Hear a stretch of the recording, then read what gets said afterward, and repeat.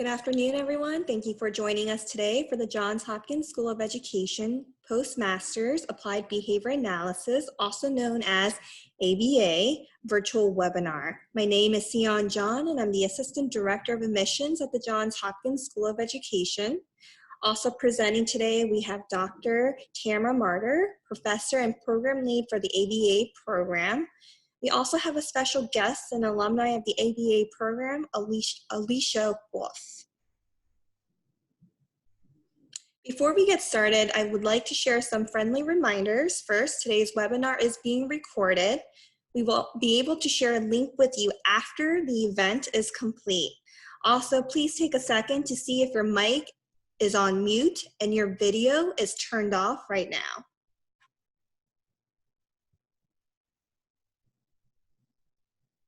Please have your mic on mute and your video turned off at all times during the presentation.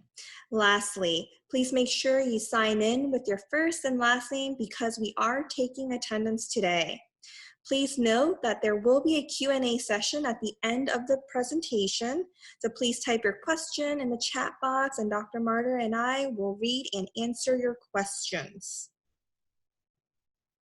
Moving on to the agenda. We will kick off the presentation sharing an overview of the Johns Hopkins School of Education.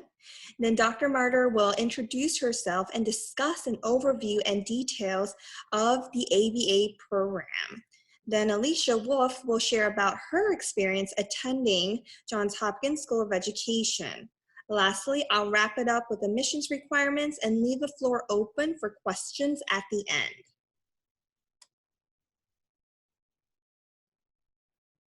To start, quick facts about Johns Hopkins School of Education. We are one of 9 schools at Johns Hopkins University. We began offering college courses for teachers in 1909 and then became our own school in 2007. For school enrollment, we have approximately 2,608 students and offer more than 30 graduate programs, which includes doctoral, master's, and graduate certificate programs. We have approximately 121 full-time faculty members and a strong network of 23,000 School of Education alums. We are proud to share that the Johns Hopkins School of Education is consistently ranked one of the top education schools by the U.S. News and World Report. At this time, I'm going to hand the floor over to Dr. Martyr, and she will introduce herself and present on the ABA program. Hi, everybody. I'm so glad that you're joining us. I think we have one person that's having some difficulty with sound. If you can let us know if you're able to hear us, or if Sam, if you or somebody else is able to help that person, that'd be great. So my name is Dr. Martyr. I've been faculty here at Johns Hopkins University since about 2011. And in 2013, we started the ABA program. I have been working in the field of applied behavior analysis since 1994 and working specifically with children with developmental disabilities, as well as working more recently here at Hopkins to train teachers to be able to use evidence-based practices to work with students with autism and other developmental disabilities through the use of the implementation of evidence-based practices. I'm very excited to talk to you guys about the ABA program. We are entering into our 7th year of operation, and we're really excited about the courses that we share, and we're very excited about the courses that we have, and I'm excited to share more information about that with you guys tonight. So what is applied behavior analysis? And hopefully you guys are all here because you know a little bit about applied behavior analysis and you'd like to find out more. But if we look at ABA and break it down and give it a definition, it's really the scientific study of these principles of learning and behavior, how we learn as humans and why we behave the way that we do. Within ABA, it is a systematic approach for applying these principles of learning, how we learn, to improve socially important behavior for all individuals. So if we're thinking about students in a school setting, there's lots of socially important behavior that we need to engage in, right? So learning skills like math skills and reading and writing, as well as socially interacting with other people, as well as decreasing inappropriate behavior that may get in the way of our learning. If we look at the field of behavior analysis, in order to practice in the field, you need a certification called the Board Certified Behavior Analyst. This is a graduate level certification in behavior analysis, and this is what we provide at our program. So folks who go through our program in the end will be eligible to sit for the exam with the Behavior Analytics Certification Board to become a board certified behavior analyst. Okay, so, and when we think about, sort of that elevator speech of what is ABA, what do practitioners of ABA do? And this comes right from the Behavior Analytics Certification Board website. And practitioners of behavior analysis provide services that are include conducting behavioral assessments, looking at data and making data-based decisions to improve instruction for students, writing and revising behavior analytic intervention plans, training others to implement those components of those plans. So if you have ever conducted a functional behavior assessment and then developed a behavior intervention plan based on that assessment, and then supervised other people to implement that intervention in order to improve outcomes for a student, those are the types of things we're talking about. And then also, behavior analysts oversee the implementation of treatment plans. So we look at we follow our professional board, which is the Behavior Analyst Certification Board, and they set our standards. So if you are familiar with the BACB and sort of what's going on in the field, you know that we're currently switching from the 4th edition task list to the 5th edition task list, which means not only has the task list changed and improved, but that we actually have more increased hours of coursework to be able to offer to meet the terms of the 5th edition task list. So, but coming back to the start of this slide, if you think about what is ABA, these are all the different activities that a behavior analyst would be involved in. And if these are activities that you're interested in getting more experience in and being able to implement in a school-based setting, then you have come to the right place.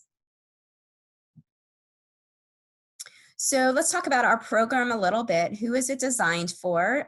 Typically, we have special educators in our program, general educators, program coordinators, special ed coordinators, administrators. We've had many school psychologists who have gone through our program, as well as school counselors. So our program is really looking at providing these services in a K through 12 setting. And it's not that we haven't had people who aren't in a K through 12 setting. We've also had folks who are in adult services because behavior analysis applies there as well. But generally, the majority of our graduate students who've come through our program work in a K through 12 setting. Within the program, if you come to our program, you'll learn the evidence-based practice of applied behavior analysis to meet the growing needs of children who receive special ed services.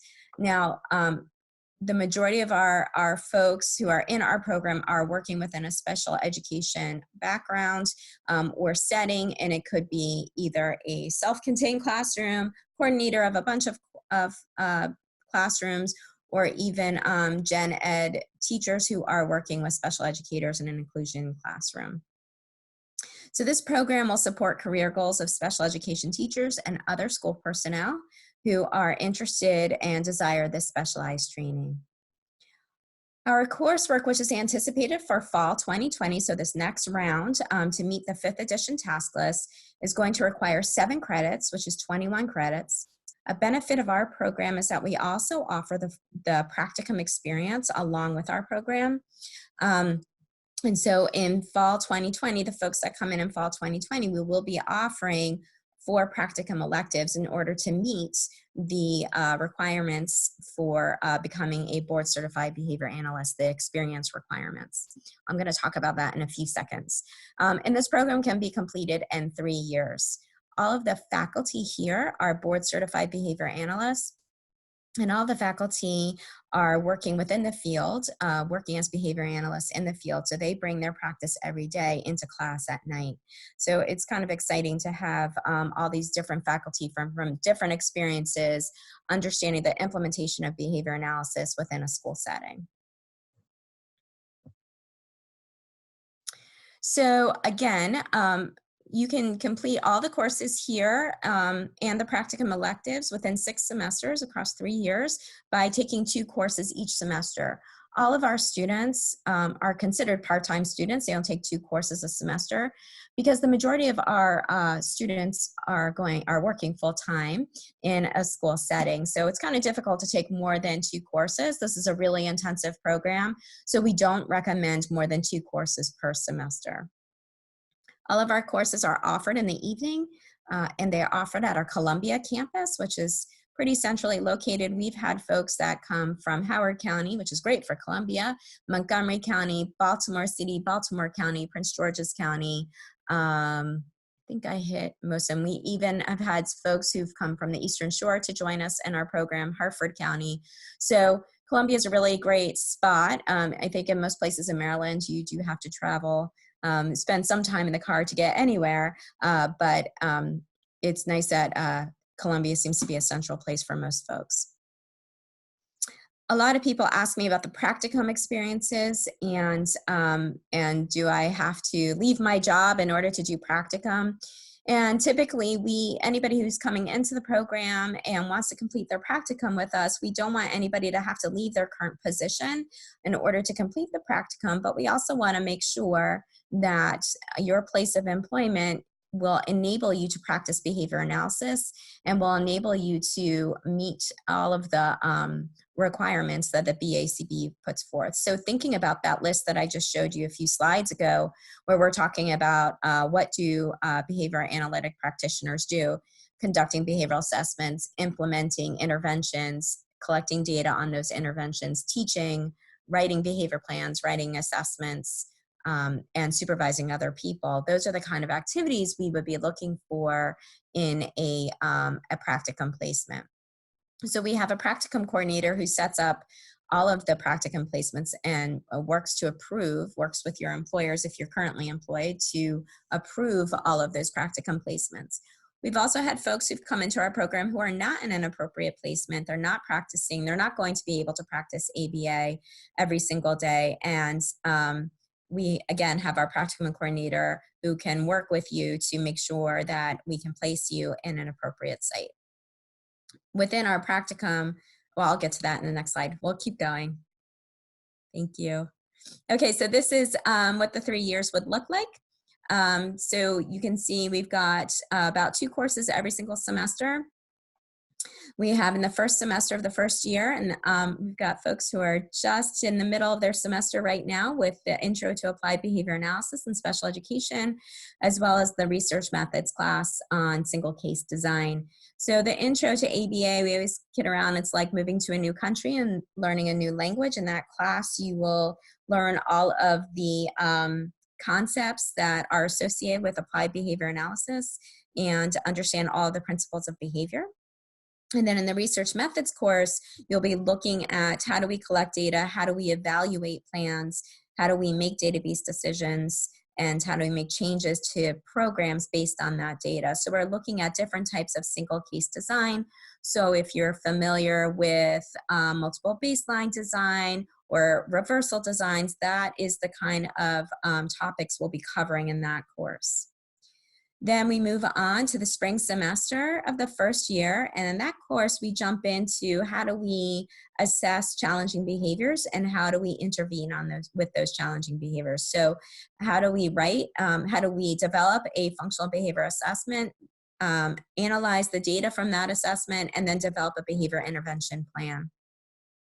Also, during the second semester of the first year, you will have a course on ethics and professional conduct. This is a super fun course that really looks at all the different aspects of being a behavior analyst and how we conduct ourselves professionally. This course, most folks have had courses on ethics and professional conduct. if you're coming into this program, you've already have your master's degree. But this course is really specific to behavior analysts. And so it's very interesting perspective looking at how to navigate the world of education or K through 12 settings as a behavior analyst. In the second year, the fall semester, we move into taking a course on behavioral assessment and instructional strategies. And so in that course, we're looking very specifically at skills or behaviors we want to increase. How do we assess for those? And how do we implement interventions in order to increase behaviors we want to see? Typically, if you think about a classroom and a child with a challenging behavior, we're going to be focusing not only on decreasing behaviors, but also increasing behaviors. So the challenging behaviors course, behavioral assessment and challenging behaviors from the first year, and then the behavioral assessment instructional strategies from the fall semester of the second year really do go hand in hand, because when you're going to decrease a behavior, you should also be increasing a behavior that you want to see. But we like to separate those two out, because a lot of times those two courses, we like to separate that out. A lot of times we get very involved in talking about challenging behaviors, and it's more difficult to talk about improving behaviors that we want to see. So we want to look at those instructional strategies and focus in and zoom in on that to be able to make sure that we can increase behaviors we want to see. And then I'll talk about the practicum in the second, but in the second year of spring semester, is the course called Applications of ABA in the Classroom.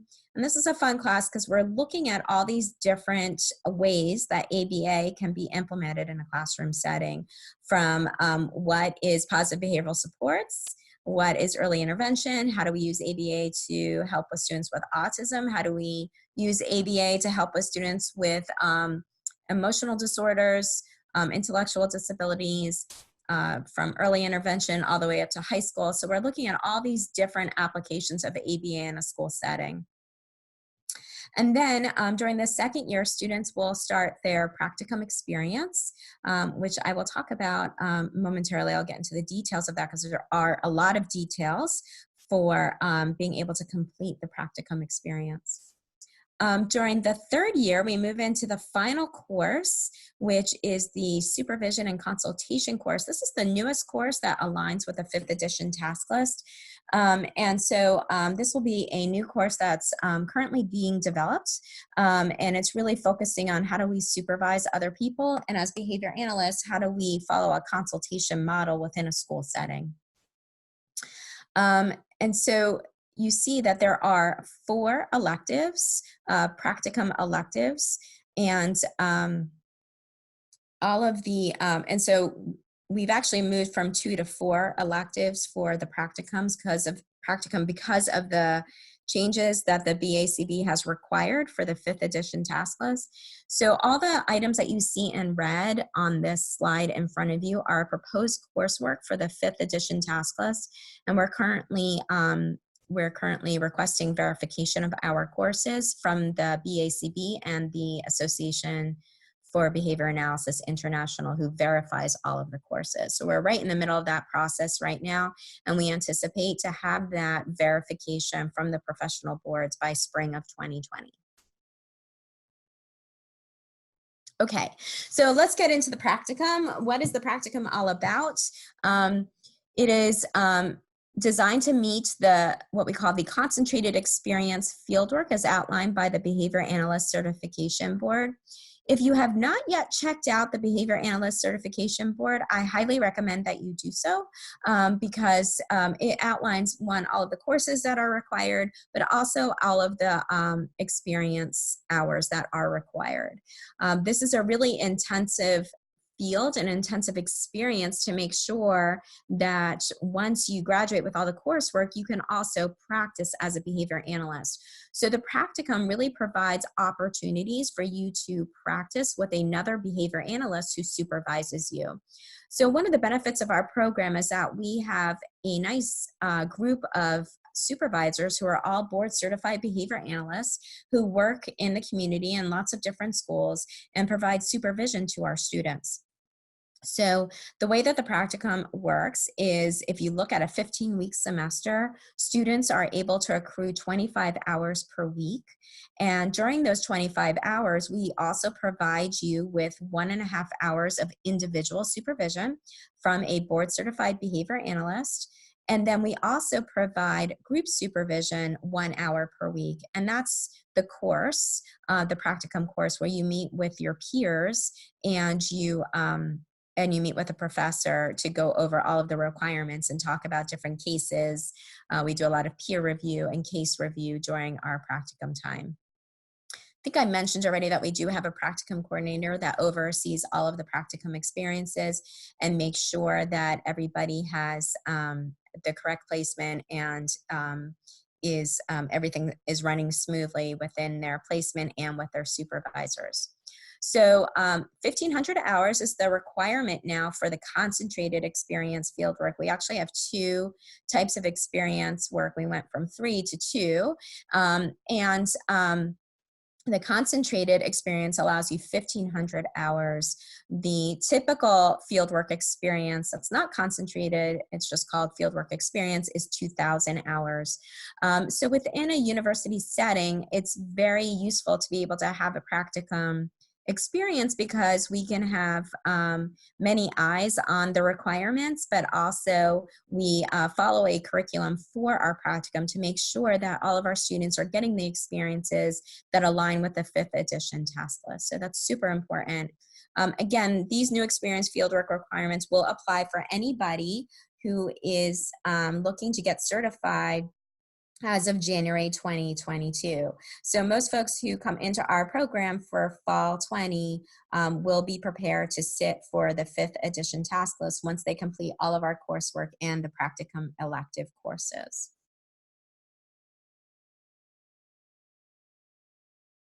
Okay, so some additional information upon successful completion of all 7 courses. You'll be eligible to receive a postmaster's certificate in applied behavior analysis from Johns Hopkins School of Education. And also, once you complete the 7 courses and the 4 elective practicum courses, you will be eligible to apply to the BACB for certification.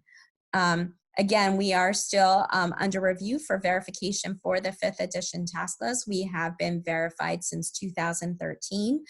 So we are anticipating that we will move forward with our verification. So once students go through our program, which is aligned with the task list, they should be eligible to sit for the exam. Hopkins itself does not provide that certification. All students who graduate from our program are required to submit to the Behavior Analyst Board, Certification Board, in order to be approved to take the exam and become certified. So we don't provide that certification, but we provide all of the coursework and the experience in order to be eligible for the certification. It is also expected that each student who comes through our program will pursue the BCBA certification upon completion of the program. So some of the advantages of our program, one is the focus is ABA in education. There are lots of programs out there in ABA. Some focus in on ABA and autism, so some focus in on ABA and specific areas. We specifically look at education. So how do we apply ABA in a variety of educational settings? Looking at populations of students with autism or severe disabilities, emotional disabilities, intellectual disabilities. We focus on inclusion settings as well and special education settings. It is important to know that Hopkins is the only graduate school of education in Maryland that offers this specialized certificate. Another advantage, which I think I mentioned already, is our practicum experience. We do provide you with the BCBA. If anybody knows of anyone who's gotten certified in behavior analysis and they had to go and find their own supervisor, pay their own supervisor, make sure their supervisor has all of the requirements, as a university, we do that for you. So we find you a supervisor. We vetted all of our supervisors. We know their experience and we match them to your experiences. And we provide that supervisor. We have a course associated with it. We have the curriculum that's associated with it. It's also one thing that we like about our practicum, that's an advantage of our Practicum is that it's very individualized to your own experiences. So we make sure that we assess, just like we assess our students' skills in K through 12 settings, we assess your skills and then develop a course of action for your Practicum experience. So it is quite individualized. Another advantage of our program is passing the BCBA exam. So as of May in 2019, we've had 49 graduates who have taken the exam. 48 of those have become board certified, and this includes both the first time and the second time candidates. So if you checked out the pass rates on the BACB website, you'll see that they only report first time passes on this exam. So this includes our first and second time candidates. All of our faculty, again, I think I mentioned this previously, all of our faculty are board certified behavior analysts and are practicing behavior analysis every single day. And what you see here in front of you are specific learning outcomes. So these are the skills that we are focusing on when we are preparing our students in the ABA program. So our students come out of the program being able to define, demonstrate, and apply these concepts and principles of behavior analysis. They are able to use research methods to evaluate, measure effectiveness of intervention programs. Our students are also able to conduct and complete behavioral assessments to identify instructional programming or behavior reduction plans, as well as being able to design and implement, as well as evaluate instructional programs based on assessments. And our students also are able to design, implement, and evaluate behavior reduction programs based on those assessments, define and practice within the guidelines for responsible conduct, implement, manage, and practice behavior analysis in educational settings. And the biggest outcome of our program is being able to successfully complete the Behavior Analyst Certification Board exam, as evidenced by a passing score. So the impact of our program so far, since our beginning in 2013, we've had 61 students who've gone through our program. And those students represent a variety of educational professionals, from special educators, behavior specialists, school psychologists, school counselors, administrators, and instructional specialists. We've also seen that many of our students who've gone through this program have moved on to promotions within their current places of employment, or moved on to a promotion in a different place of employment. So they bring a special set of skills to their schools, and the administrators and coordinators of those schools and programs do see that specialized training that they are receiving from our program. We represent, the students that come through our program represent 11 different school systems across Maryland as well as DC. And we have had 5 cohorts complete the program. 48 are now board certified. Cohort 6 is currently enrolled in their second year, and 7 is just starting in fall 2000, just started this past fall. Okay, good, you can go on to the next slide. Okay, so a lot of folks will ask me, who's your ideal candidate for this program? And this is a great question. The number one is to demonstrate a desire to commit to the field of applied behavior analysis. As you can see, the coursework is very intensive and the practicum experience is doubly intensive.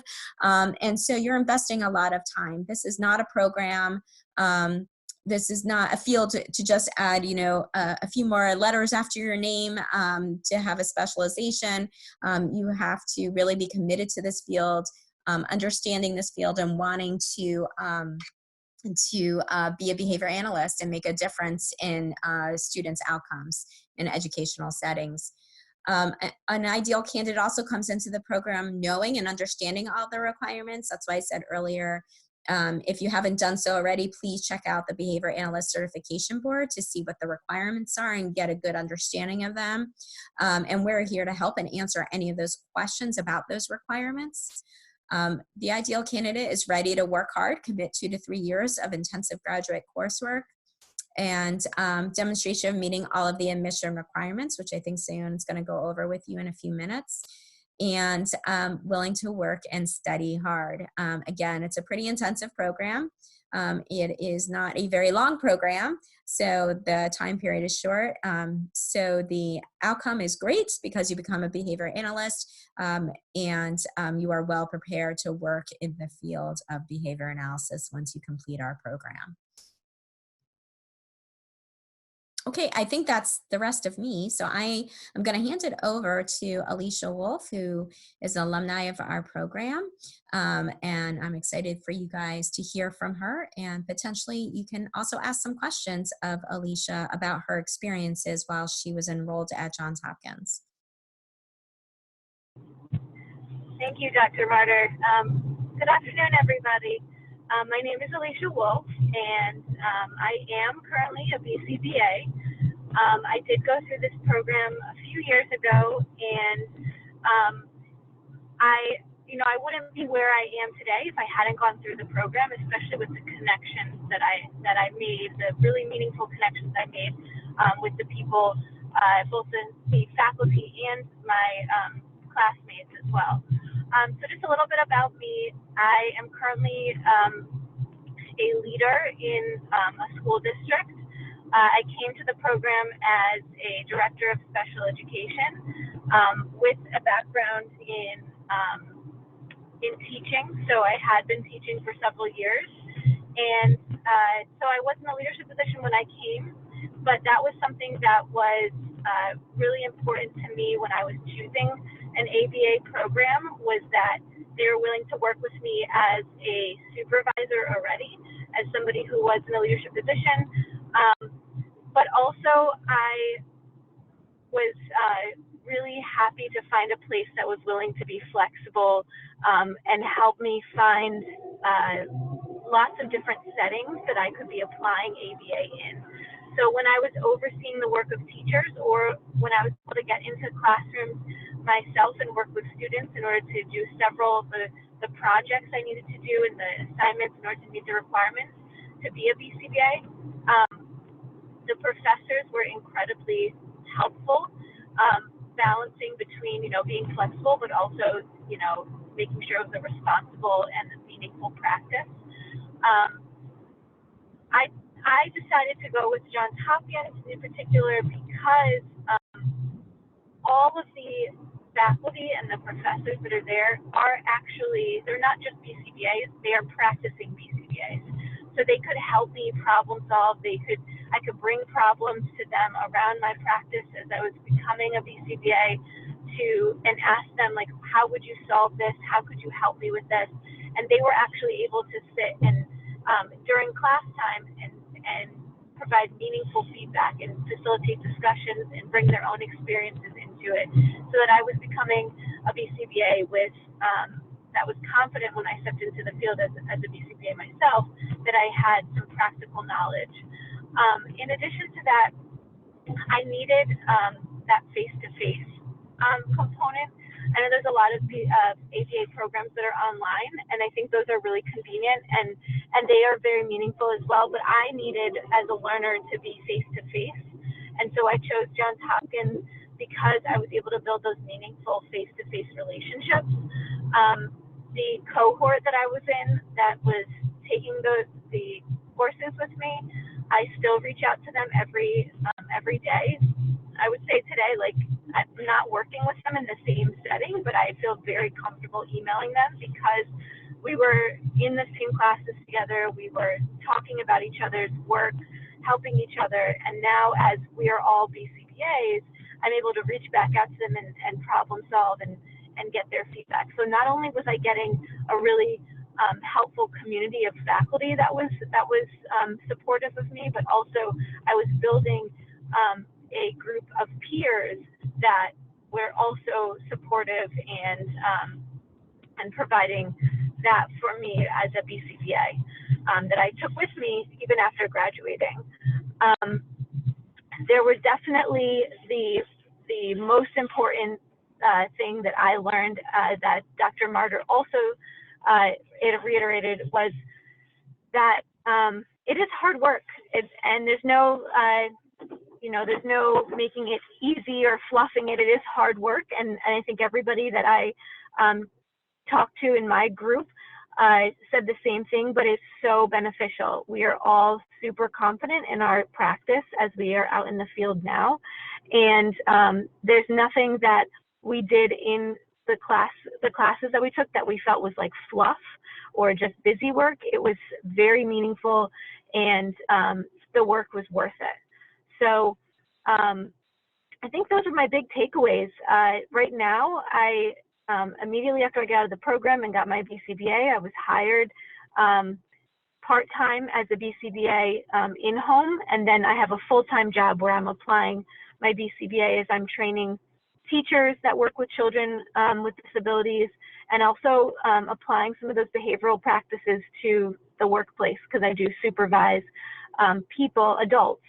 So, you know, we're all humans and we all have behaviors, and behavior science applies to all people. So I do apply not only with my students, my children with disabilities, or am I teaching the teachers how to use those ABA principles, but also I'm just using ABA principles to, you know, provide reinforcement and work with the people around me as well to make our work environment a better place as well. So I felt like there was a lot of companionship amongst my peers, supportiveness with the faculty, and it was really important that everything was flexible for me as I was in a leadership position, but also still working in schools as well with a variety of different populations of children. So I think that's my overview, but I'm happy to answer any questions if you have any. Thank you, Alicia. All right, so now we're going to continue by going over the application requirements. So the first is the applicants must submit a completed application, which can be found on our website. There is an $80 application fee. You will also need a current resume, CV, 2 letters of recommendation, essay, official transcripts from all post-secondary institutions attended, and lastly, a select number of applicants will be invited for an interview. Please note that an applicant must have a master's degree from an accredited university or the equivalent from a foreign institution in one of the following areas: education, psychology, or behavior analysis when applying to the ABA program. There are a few additional steps you need to take in order to complete the application process if you are an international student. You must submit a TOEFL or IELTS score. If your degree was completed outside of the US, you will need to complete a course-by-course evaluation. Additional information can be found on our school's website.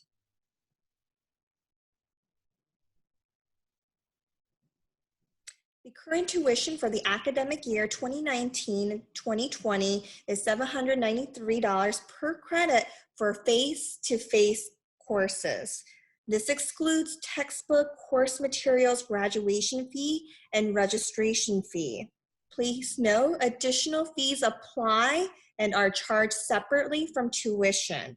We encourage you to view our tuition and fees page on our school's website for the most up-to-date information about tuition and fees, so that you can understand the complete picture of the costs associated with becoming a student here at Johns Hopkins School of Education. If you're interested in applying for financial aid, we strongly encourage you to apply for financial aid when you start your application. Please note the priority financial aid application deadline listed on this slide. Please visit our website if you have any questions relating to financial aid.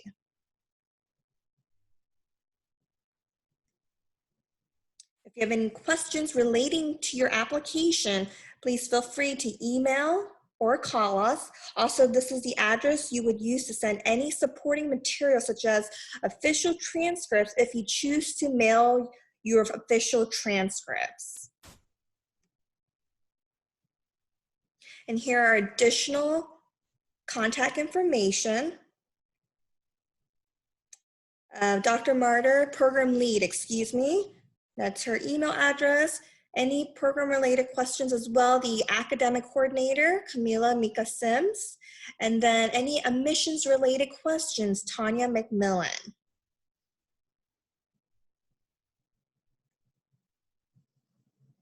Thank you for attending the ABA virtual webinar. At this time, Dr. Martyr and I would like to open up the floor for questions. So please type your questions in the chat box.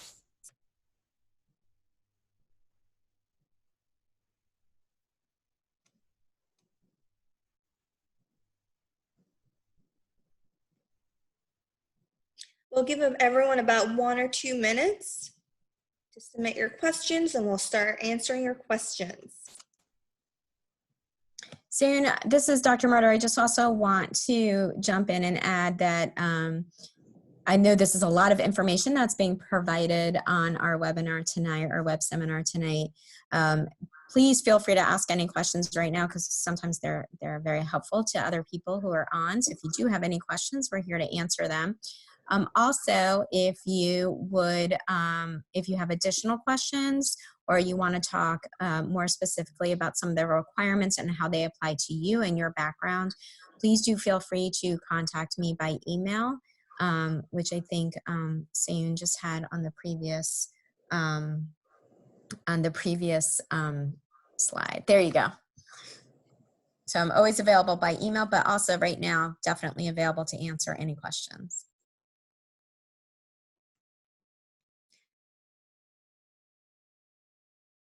So Tammy, or Dr. Martyr, excuse me, we have one question that we have from a student asking, are the classes held at the Columbia campus? Will there be any time that I would have to go to Baltimore?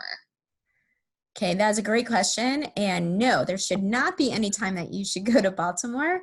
So all of our classes are scheduled at the Columbia campus.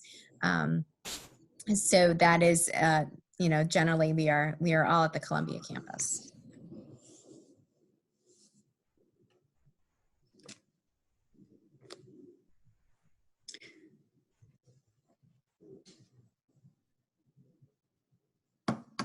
The second question we have is here.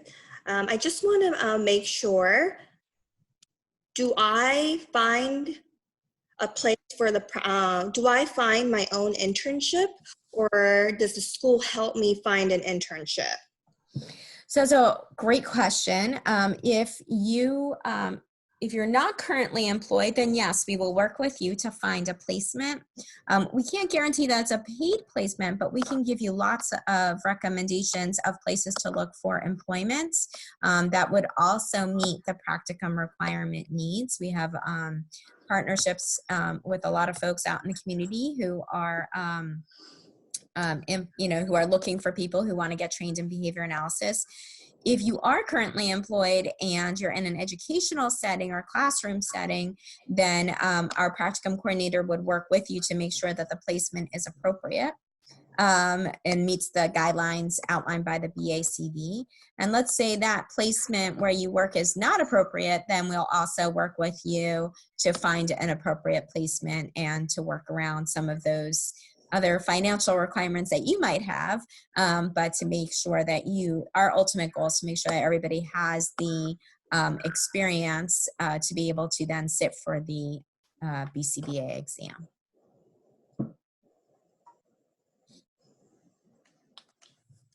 All right, let's see. The next question we have is,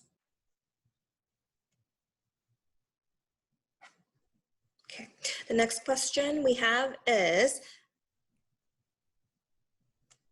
I understand that we need to have 2 letters of recommendation.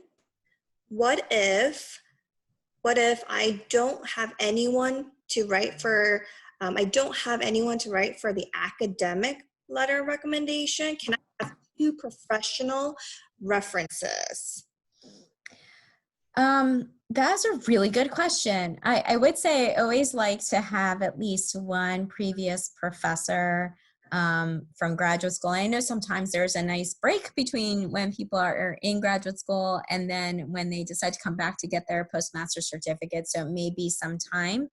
you know, since you've interacted with some of your professors.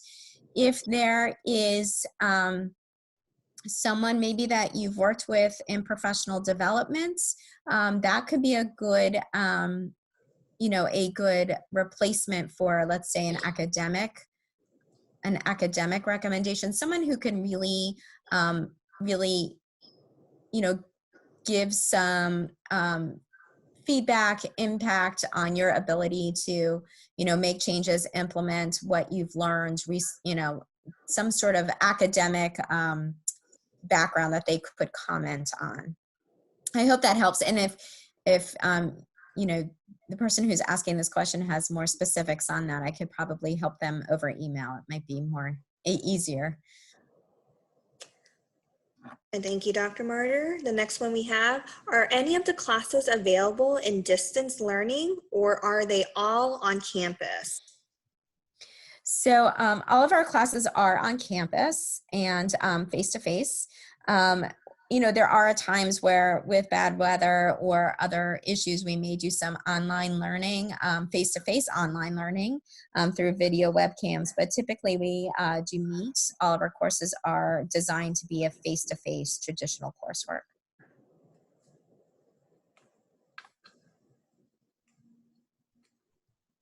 The next question we have is, I understand that I need to have a master's in order to apply to the BA program. Does it have to be in education? It does not have to be a master's degree in education. It has to be, it can be a master's degree in education or psychology. I think the requirements are opening up a little bit on this with the BACB. So I would have to double check back on that, because I think those requirements are changing in the future, that it may be open to most fields, having a master's degree with most fields. So I definitely would check with the BACB website on that. And, but it's not just education. We'll give about 1 more minute. Any other questions, please type in the chat box.